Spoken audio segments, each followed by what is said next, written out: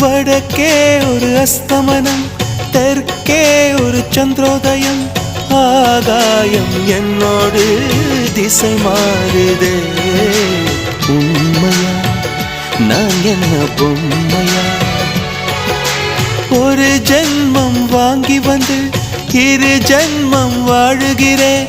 இது என்ன கதை என்று விதி கேட்குதே.